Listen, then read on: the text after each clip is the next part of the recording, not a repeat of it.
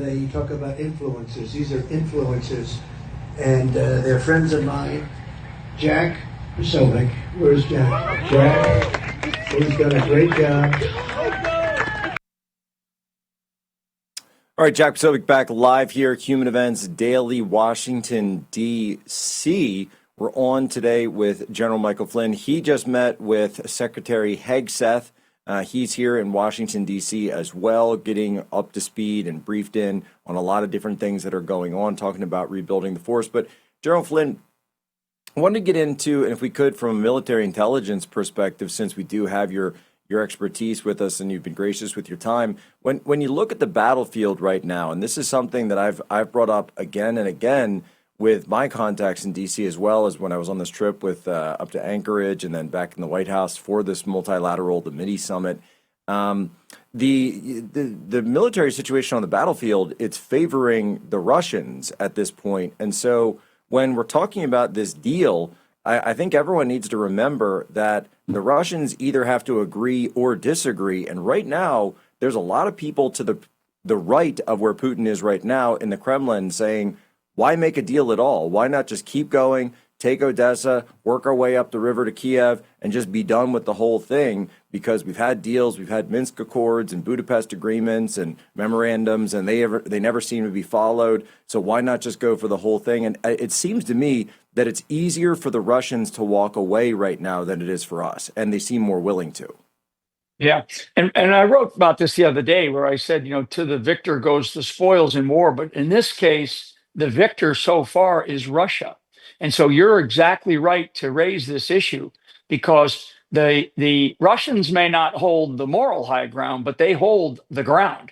And they're in a much better posture militarily than the Ukrainian military. Now, when you talk about an array of forces, when you look at the size and scale and capabilities of the Russian military compared to the Ukrainian military is much different.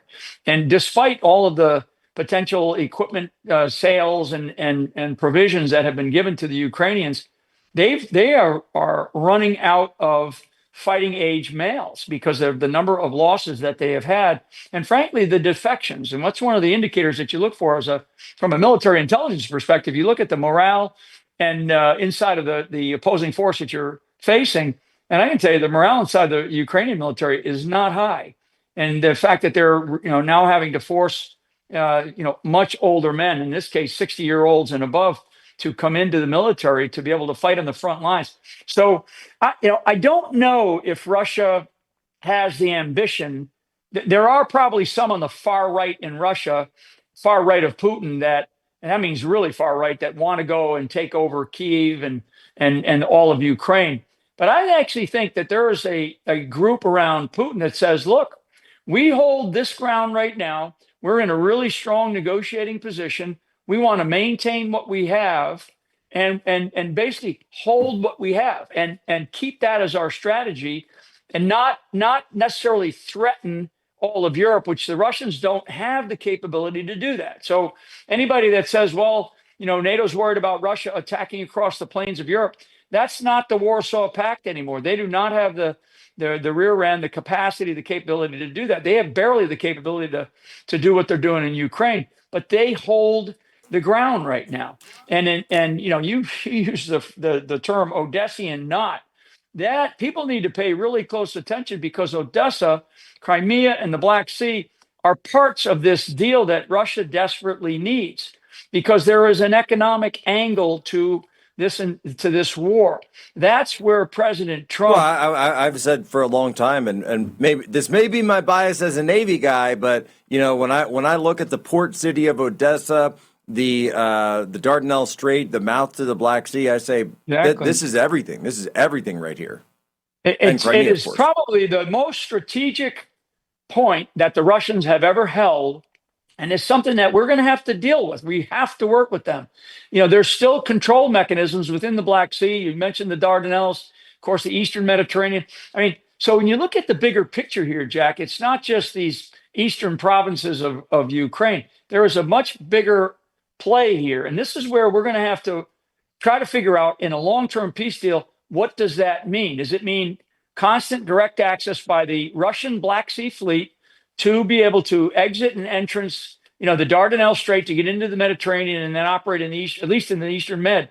I mean, they have not been able to do that for a long, long time. And they only started to do that back around, probably 10 years ago, when they brought their Black Sea fleet out to actually support our operations against ISIS in Syria, when the United States of America and the U.S. military and Russian forces were working together. That was at the tail end of really well, actually, it was probably the middle of the Obama administration. So, I mean, there's so much history here that we have to, in recent history, that we have to understand to be able to have this negotiated settlement that has a long-term value to it, a long-term value proposition, not just something that is a ceasefire, which will end, the next time somebody blinks the wrong way. So that map that you're showing is so meaningful. And I do know that there's some other things that are going to be in play here.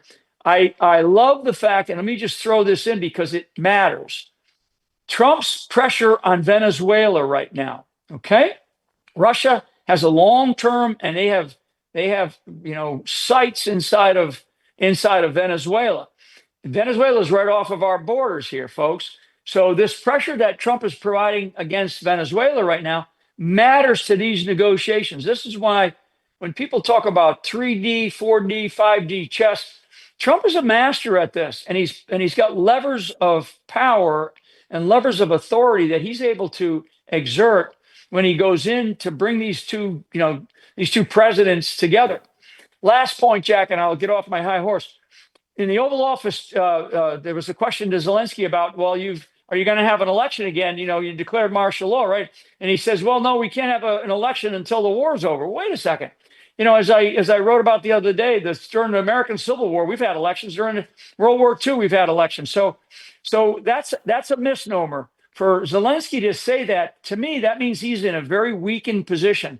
And the Russians know that. I believe yet Europe knows that. He's in a weakened position because the people, and I think we talked about this maybe off camera, the people in Ukraine, it's 60, 70% in a recent Gallup poll that said, we don't want this war anymore. They want to negotiate and end this thing. That's right.